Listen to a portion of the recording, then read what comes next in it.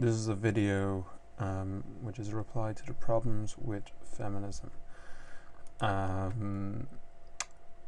I have sent Argus a written reply to his original video of the problems with feminism.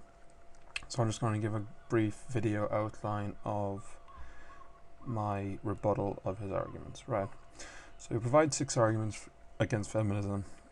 The first argument is that leading feminists have an anti-male attitude. Before I go further, I must isolate a distinction that Argus seems to have missed. This distinction is that the beliefs of the leaders of a group of people does not equal the particular ideology of that group, although it can, of course, equal the particular ideology of the group. Let's say that there is a political party which is quite right-wing, and the party leader states that the poor are simply too lazy to work. This opinion is not necessarily an expression of the party's actual ideology. Many in the party may disagree with him. They may state that he does not speak for them and show their party's manifesto as evidence. This phenomenon occurs in all ideologically based groups, from religion to political movements, and of course includes feminism.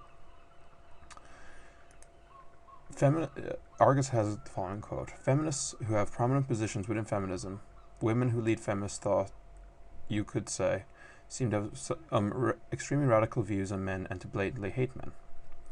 This may well be the case, but it is simply not an argument against feminism, but rather an argument against certain feminists. We'll of course admit that certain branches of feminism hate men, but to equate the sort of extremist position that all of feminism is the same as saying the notion of a welfare state is bad because communists killed millions of people, just to say that certain branches of feminism hate men, that as well is very simplified. I mean, it'd be probably more accurate to say that certain branches of feminism hate patriarchy,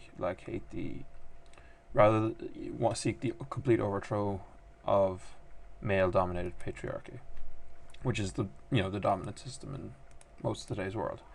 Right, let's look at some of the quotes that Argus uses. "Under patriarchy, every woman's son is her betrayer and also the inevitable rapist or exploiter of another woman." There's a quote from Andrea Dworkin.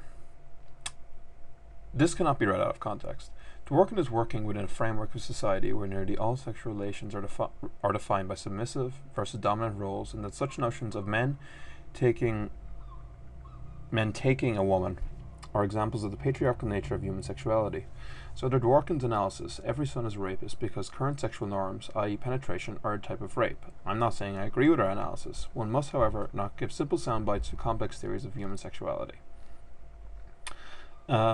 I'll skip down through these quotes to the Robin Morgan's quote. Now, I don't know anything really about Robin Morgan. I must read more of her writing before I can really accurately represent her position.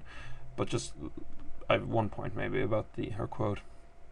Her quote is, "I feel that man-hating is an honourable and viable political act, that the oppressed have a right to class hatred against the class that is oppressing them." Now, this is interesting. I mean, if you are of the opinion that the working class has a right, for example, if you're a classical communist, and you believe that the working class has a right to hate those that oppress them, those that take advantage of them, then it can certainly be argued that if you have another situation where the oppressed are faced with their oppressors, that they might have a right to class hatred. And the particular class this time is patriarchal class of men. I do not agree with this, I must say, but it seems rather that she's aiming her hatred against men as the operators of a patriarchal system, not as men in themselves. But that's all I really can say about that. I could be wrong on that, and I admit it as such. That's all I'm going to say on this first section. I will examine a few more of his arguments in later videos.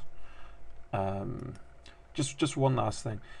For all the people who do post on these YouTube videos, can we try and keep it relatively logical, examine the arguments, not throw out insults and ad hominems on both sides, because I mean, I would quite like somebody to go and define feminazi in a video or so on, because it seems to be a ridiculous term from what I've seen, and to call feminists feminazis seems to be some. I really can't understand where people are coming from for that. So if somebody could explain to me what the term feminazi means and give me an argument for why that is an existent phenomenon, that there are certain people that you could term feminazis or whatever that is, I'd really appreciate it.